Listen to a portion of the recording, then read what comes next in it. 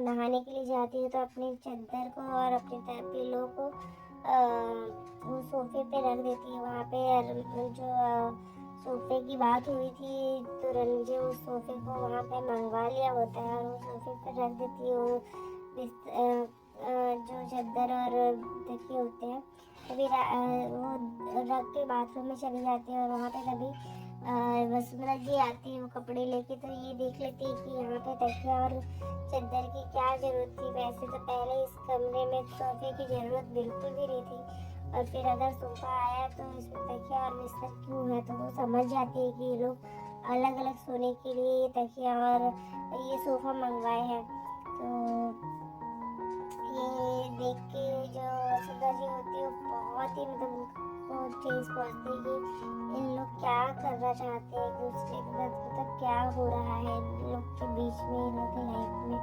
तभी वो आके नीचे सर पे हाथ रख के बैठ जाती है और फिर वो बहुत परेशान होती है। सब लोग उससे पूछते हैं कि क्या हुआ, तो वो बोलती है कि वो जो सोफा है वो उन लोगों ने अपने कमरे में रखने के लिए नहीं, उस पे सोने के लिए, मतलब वो लोग अलग अलग सोने के लिए मंगवाए हैं क्योंकि और वो पता नहीं चलता, उनको इतनी टेंशन होती है कि क्या हो गया है लोग को। तभी वहाँ पे जब रणविजय आते हैं तो रणविजय से वो पूछती है कि क्या हुआ, इसलिए तो तुमने मतलब तुम क्यों छोड़ने गए थे उसको वहाँ पे वैजू को। तो वो बात का बहुत ही इस लोग के बीच मतलब वो उसकी जो ताई होती है वो बहुत कुछ बोलती है कि तू क्यों गया था और किससे पूछ के गया था, क्या जया ने तुझे ये सब बोला था करने के लिए। तो वो बोल देता है कि जया कहाँ से आ गई इसमें बीच में और इसमें कौन सी बड़ी बात है और मुझे फर्क नहीं पड़ता। तभी यहाँ पे हम देखते हैं कि जो रागिनी ताई होती है, सॉरी, जो सुरेखा काकी होती है वो बोलती है कि जैसा मैंने बोला था और कावेरी जी ने जो बोला था वो सच्ची बात है। तभी वो जैसे ही बोलता है कि इसमें जया कहाँ से आ गई बीच में, तो जो वसुंधरा जी होती है वो बोलती है कि हाँ, सुलेखा सही कह रही थी, जया ने इसे बचाने के लिए झूठ बोला था सबसे कि उसे ये बात पता है।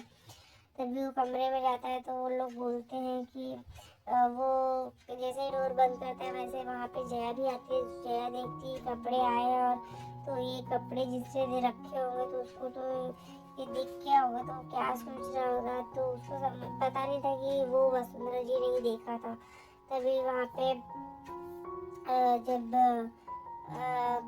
रणविजय कमरे में जाता है तो वो बोलता है कि तुमने झूठ क्यों बोला सबसे। तो वो बोलती है कि तो क्या हुआ, तुम दुनिया की नज़रों में अभी भी हम पति पत्नी हैं और उनके हिसाब से मुझे सब पता होना चाहिए, तो इसलिए मैंने बता दिया। और वो सिचुएशन वैसी ही थी, वहाँ पे लोग तुम पे उंगली उठा रहे थे और गलत बोल रहे थे तो वो मुझसे बर्दाश्त नहीं होता। तो ये सुन के वो बोलता है कि लेकिन झूठ ही होता है, तुम्हें झूठ नहीं बोलना चाहिए था। तो ये सुन के उसको बहुत बुरा लगता है कि मैंने एक तो इसके सच के लिए, इसको बचाने के लिए सच बोला, मतलब झूठ बोला, और फिर इसको इस बात की से भी दिक्कत है कि मैं इसकी साइड क्यों ले रही हूँ।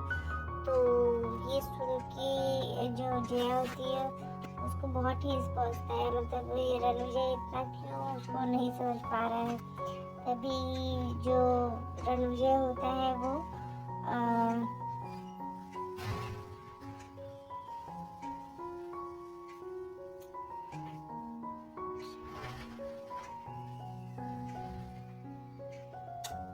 रणविजय जो होता है वो जया से बोलता है। फिर जया जो होती है वो बोलती है कि कोई बात नहीं, जो हो गया सो हो गया।